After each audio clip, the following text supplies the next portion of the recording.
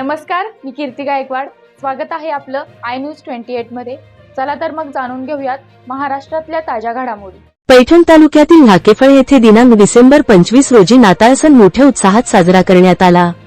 Paithan Christ church number 2 येथे दरवर्षीप्रमाणे याही वर्षी ख्रिस्त जयंती म्हणून नाताळ सण मोठ्या उत्साहात साजरा करण्यात आला. यासाठी पंचक्रोशीतील महिला, पुरुष, आबालवृद्ध मोठ्या संख्येने भक्तिभावाने या ठिकाणी आले होते. यावेळी राकेफळचे प्रेष्ठ इन्चार्ज पास्टर विलास नाडे यांनी येशू ख्रिस्ताच्या जन्माविषयी माहिती दिली व पवित्र शास्त्र वाचन करून उपदेश करण्यात आला. यावेळी उपदेशपर बोलताना पास्टर विलास नाडे म्हणाले की जोपर्यंत मनुष्य पापमुक्त जीवन जगणार नाही तोपर्यंत त्यास आशीर्वाद मिळणारच नाही. आपण राग, लोभ, मत्सर, चोरी, व्याभिचार या देवाला नाही आवडणाऱ्या गोष्टी सोडून दिल्या तर मनुष्याच्या संसारात दुःख येणारच नाही असे मी खात्रीने सांगतो. हे मी नाही तर आपल्याला पवित्र शास्त्र सांगते.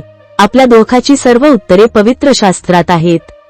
फक्त आपण त्याचे वाचन केले पाहिजे व प्रत्येक रविवारी चर्चला गेलेच पाहिजे, तरच आपल्याला आशीर्वाद मिळेल. यावेळी भजन मंडळीने भक्तिपर गीतं गायली तर काहींनी येशू ख्रिस्ताकडे विश्वासाने प्रार्थना केल्यामुळे अनेक अडचणी कशाप्रकारे सुटल्या यांची साक्ष दिली.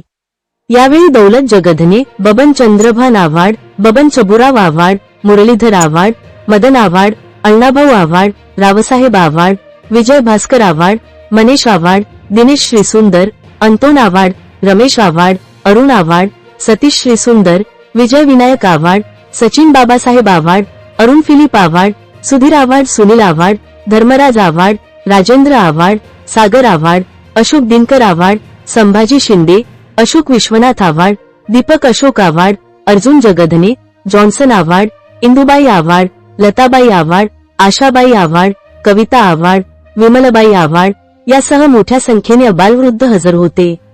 यानंतर प्रभोजन दिले व नंतर प्रभूची प्रार्थना करण्यात आली. पैठण तहसील रिपोर्टर मनीष आव्हाडची रिपोर्ट. व्यभिचार आहे, चोरी आहे, लबाडी आहे आणि या सर्व गोष्टी कुठे आहेत? आमच्या ती गव्हाणी ख्रिस्ताला स्वच्छ पाहिजे.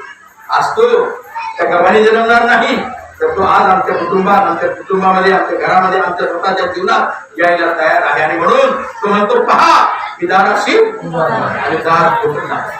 जो कोणी माझी वाणी ऐकेल त्याचबरोबर आणि काय करेल? देवाच्या लोकांचा थोड्या शांत राहा, विचार करा. माझ्यामुळं येशू उपाशी आहे. कोणामुळं? कारण तो म्हणतो दार ठोकतोय मी आणि दार उघड, मला आत येऊ दे, मला तुझ्याबरोबर जेवायचंय. याचा अर्थ येशू उपाशी आहे. येशू उपाशी आहे. येशूला आज अंगण टोपलं नको. येशूला आता तुमचं ब्लँकेट नको, कारण तो बाळ राहिला नाही. तो आता न्यायाधीश झालेला आहे. आता तो येईल, तो आपला एक वर, एक पती, वधूचा पती म्हणून येणार आहे आणि त्यानंतर न्यायाधीश म्हणून येणार आहे.